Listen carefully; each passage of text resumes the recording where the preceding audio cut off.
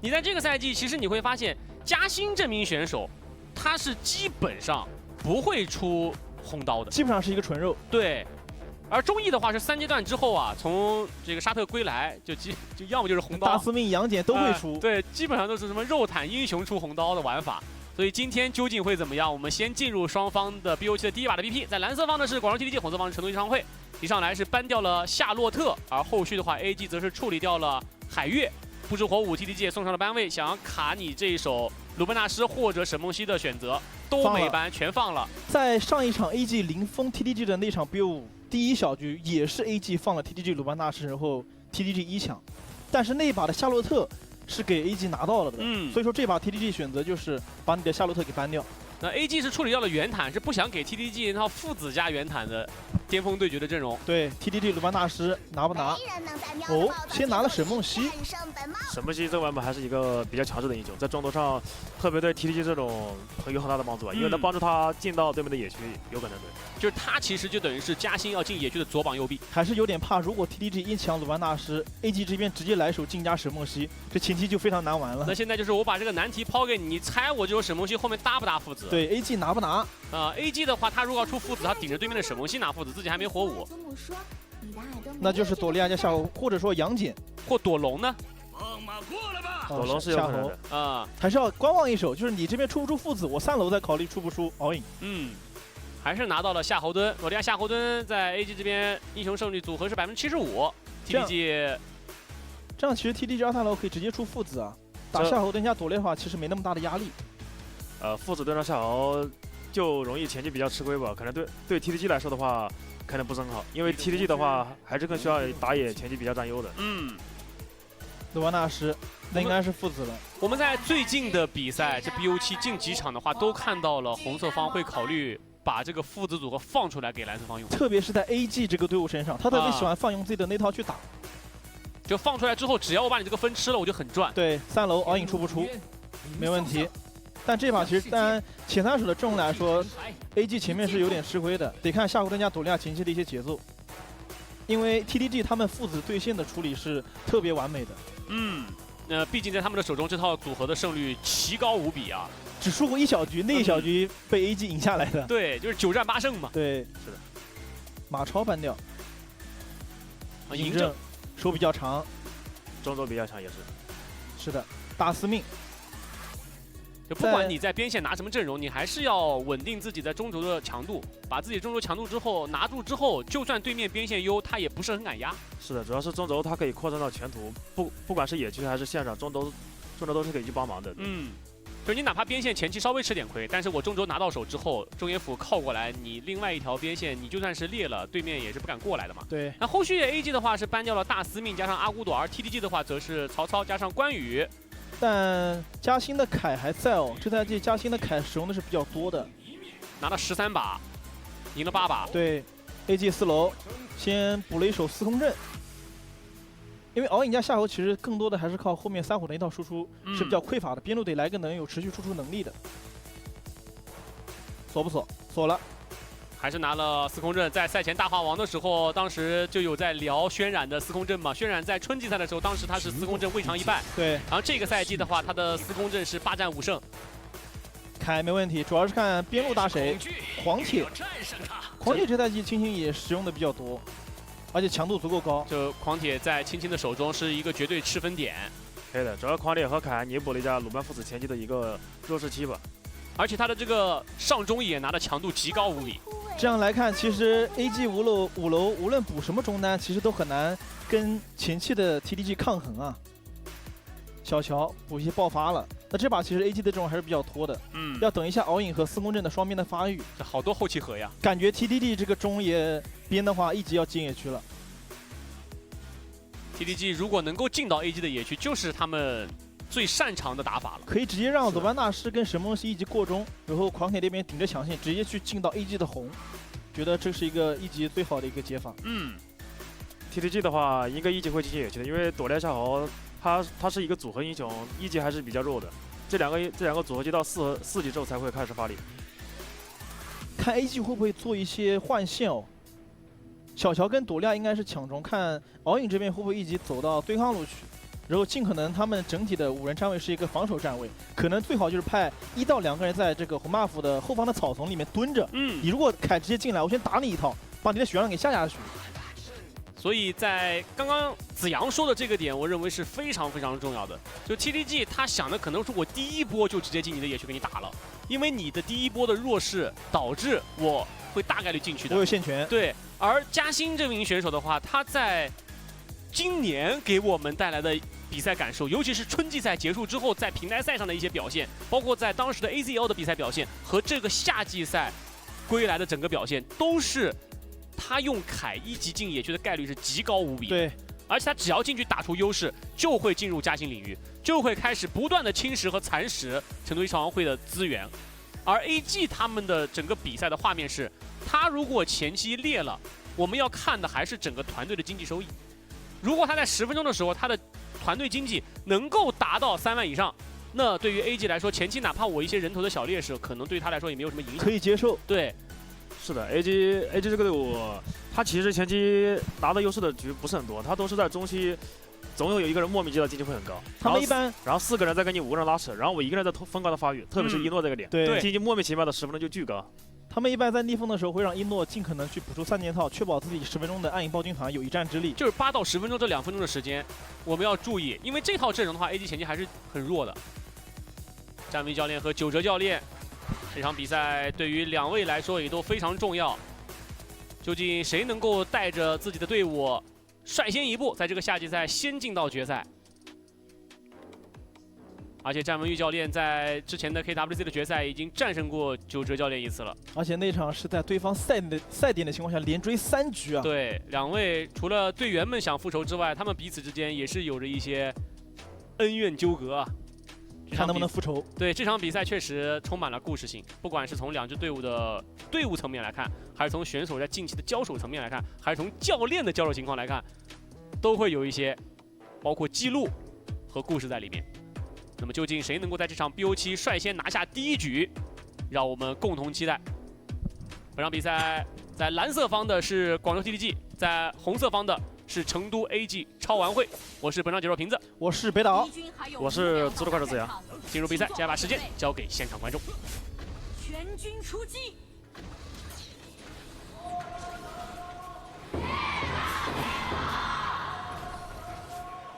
开局 AG 换线了，没问题啊。凯这边是站的中左。等一下，1级还是比较保守的。这样的话，嘉欣应该是红开了。嘉欣竟然不偷了，偷了1个赛季季后赛，这竟然不偷了。因为 AG 这边前面说了，做一个换线，敖影和朵亮走到了对抗路。如果顶着金的话，敖影和朵亮是有线权能够包回来打的。上路一诺已经把星星打到了残血，想必星星一个闪出来，星星一技能回了一口，还是交出了这个闪现。不过想要追击，再接一下普攻，出了个暴击，一诺拿到了1血。感觉庆青第一时间闪的话是能走的，他想用1技能回一口再交闪，但是那个时候同样也拖到了一诺下一波技能的 CD。有点高估自己的强制期了吧？毕竟狂烈这个英雄，他前期如果打得好的话，是很有可能1打2的。没有判断好吧？感觉这么可能是。然后 AG 在这个赛季他们是特别喜欢做双边换线的一个队伍。对，他是全联盟线权最漂移的战队了。是。你一个不小心，你可能你原本对线的这个人就换个 ID 了。对，这样的话其实这一波1血会导致 TDG 前面的强度有点失衡，必须得在凯4级的时候强势进一波了。而且 AG 的对线他们其实没有固定的，其实，在整个联盟很多队伍其实对线都是很固定的，不会那么灵活。但是 AG 的话，可能就是我想去哪，完然后就待会就换了。就他们是非常自由的一种打法，临场反应特别快的一个队伍。他们也是把就是对抗路的传送阵用的最灵活的队伍之一了。继续抢线。看这一波就又换下来了，因为第一波野区保住了啊，后续司空阵和夏侯惇双大的情况下是能够尝试去守一下的。本赛季的1血胜率和非1血胜率可以看到啊 ，TDG 非1血胜率是51.22%，AG 的话是70.59%，一个是排在了第2，一个是排在第3。这也是 TDG 这赛季1血比较靠后的一个原因，他们基本上就是前面会因为进野区导致被对方抓掉送掉1血，但是他们的暴君控制力是特别高的。没错啊，这个赛季的 TDG 的1血次数排在全联盟的第12名啊，还是很靠后的。主要看4分钟那波龙团了。TDG 如果那波4分钟龙团再不抓点紧的话，如果给 AG 拖到10分钟是有机会的。我们来回看一下上路的这一波，再卡第一个前排兵，然后青青过来用一技能吃了第一个兵，但是因为只有第一个兵，所以他没办法升2级。没有2级的话，在草地等了一下，但是没想到此时的大帅又回头了，因为刚刚大帅是往自己的红区跑了。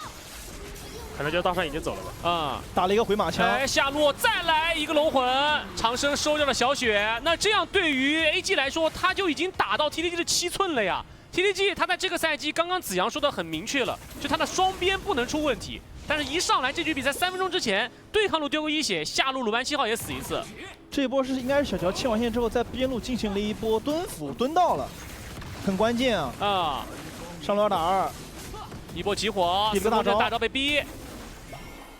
3分半的一个节点逼出了4公阵的大招，那这样4分钟农场 TDG 得利用一下。如果换别的队伍 ，AG 可能就换龙了，但是他们是 AG， 他们应该是不会换的，他可能4个人又来操作一下了，就过来试一试。是的，大帅又大了，可以给渲染刷一个。是的，但看一下发育度的一个对位经济哦，一诺这边已经补出了无尽加 CD 鞋。小雪只阵亡了1次，但是这个经济上已经拉开了快要1000了，对位。4分钟农点。 AG 这边应该是要先去占视野的，这波先补回来了一些，而且野区这一波是要给小雪吃。钟毅先上去找嘉欣的麻烦，龙拉脱了，狂铁这边被打了一套，这波是小雪拿了红 buff 的，在正面小乔再来个1，狂铁掉了1半血，两边打野都有逞，凯这边要不要利用位移？ 去抢一下，砍过去，龙抢到了，龙回了这一口血，给到了嘉欣机会。因为刚刚钟毅是想把龙卡在外面，看能不能集合队友的伤害把他给秒掉，就多了那么一点点的时间，拉脱了。正好回了一口血吧，主要是。然后回了一口血，2个打野交成绩，最终第1条暴君被 TDG 拿到。TDG 果不其然是本赛季首条暴君控制率排在第1的队伍，而且他的首条暴君的控制胜率是64.4%。因为当时在 AG 的视角里面，只有凯一个人，他 AG 这边是4个人的，可能觉得就 TDG 这边也不太会过来抢，就是因为龙拉脱了，给到了凯这边能够去创造成绩的一个时间，很有戏剧性啊。 就他们原本想的是，我正好就在你拉脱的那一瞬间，把龙给抓了，把他秒了。对，相当于前期给 TDG 止了一波损，但毕竟现在还是 AG 的一个优势。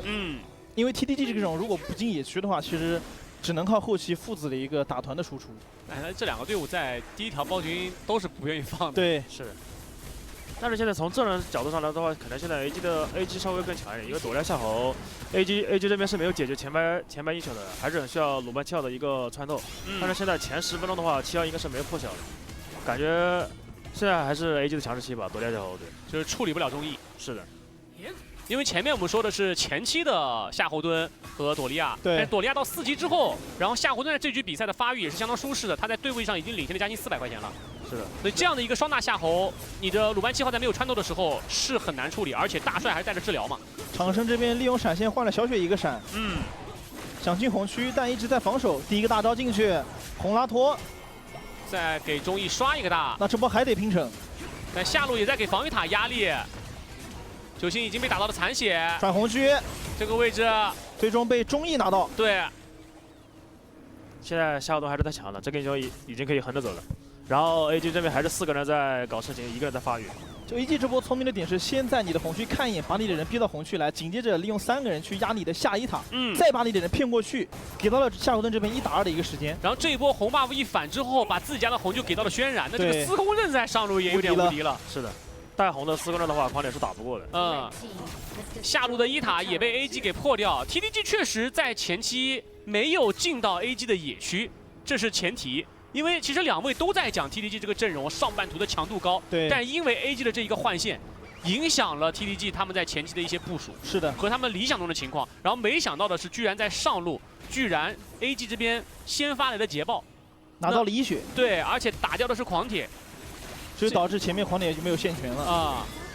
那下一个红还得继续进啊，这波应该上了buff，再过一波线，时间就差不多了。从现在开始的感觉 ，TDG 的每一个红，这个综艺就要来了。 看 TDG 下一波得把狂铁叫过来一起打一波了。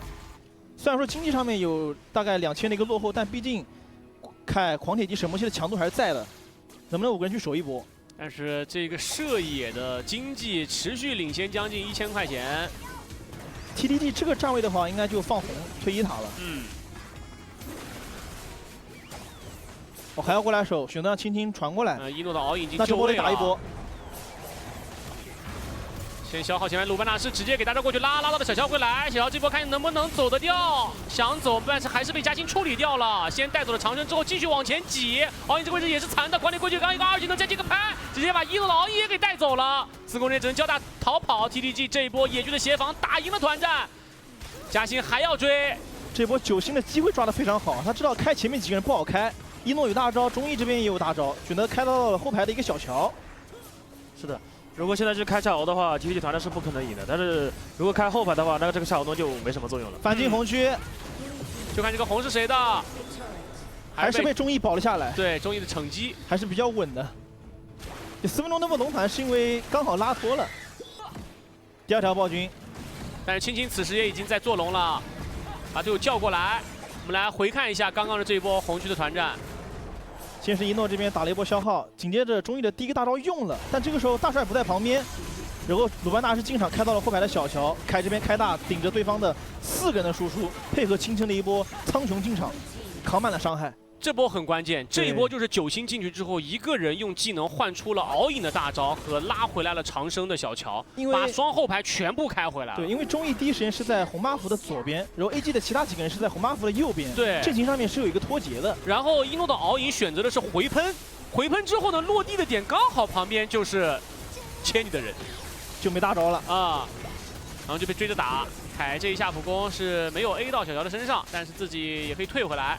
中路的一塔 TDG 拔完了以后，把线运了进去，但是留守了一个轩然。但上路这一波，赫兹带走了一诺，在传送阵的里面击杀了敖影，而且是9分40秒的节点啊！这样的话，其实 TDG 可以先过一波对抗路的线，直接去准备暗影暴君团。现在是9分50秒钟 ，AG 在本赛季场均败局10分钟的经济是29565，而此时只有28800。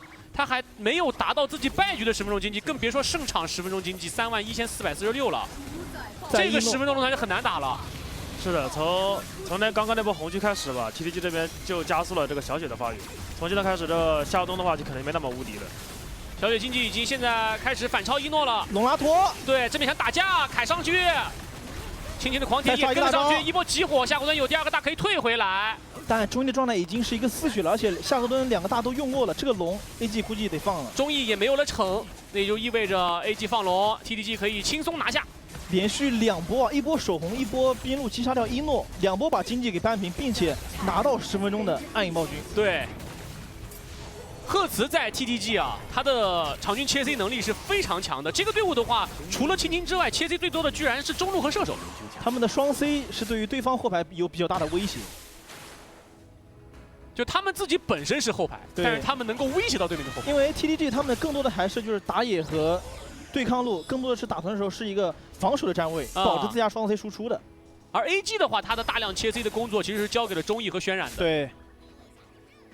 特别是像轩然玩到站边，或者说中艺玩到近的时候。但 AG 目前得拖掉，得拉扯一下 TDG 的这个暗影暴君的 buff， 还有40多秒的一个时间。 但鲁班7号的3件套已经成型了，现在夏侯惇其实就有点顶不住了，还做了一个不死鸟。接下来就跟刚刚子阳说的，我们把目光就聚焦在小雪的身上。哎，锤了一下，哇，好在敖影不在，感觉跟个3火的话就死了，还得小心一点。这种压塔的时候，哎，司空震跟敖影在2条边线上，所以小雪才敢这么肆无忌惮。是。 主要也因为这个阵容的话，如果一诺的机器没有起来的话，对小雪的压力的倒不是很大，因为只有一诺能切 C 吧。而且现在已经有破晓了，所以打前排的效果已经很好了。2梭子加神梦希克雷打掉了夏侯惇2/3的血，有点顶不住了，还没有野怪给他利用被动回血，只能怼拉这边稍微抬一抬。这就是 TDG 优势的时候啊 ！TDG 优势的时候，嘉欣的经济依旧不高，对位还是落后将近1000块钱，但是双边起的就贼快。 是的，对他们来说，嘉欣的经济够用就行了，只要双 C 者有钱就行了。关键他们能卡好这个度，对吧？你说这个够用2个字，对，还是得嘉欣自己觉得。可能还是跟他们团队有关系吧。哎，夏侯惇第1个大招直接进了主宰坑，想抓龙，但 TDG 这边是能够反应过来的。凯这波先挤过去，狂铁也挤过去，把人全部赶走。但这个位置不想放龙，龙还是被小雪给拿到了，然后继续往前追击，带走了中艺。敖鹰这波大招直接往人群里面喷，罗莉就控到了3个人，回头给一个火龙魂，但是打到了凯的身上，依旧没有威胁到小雪的鲁班7号。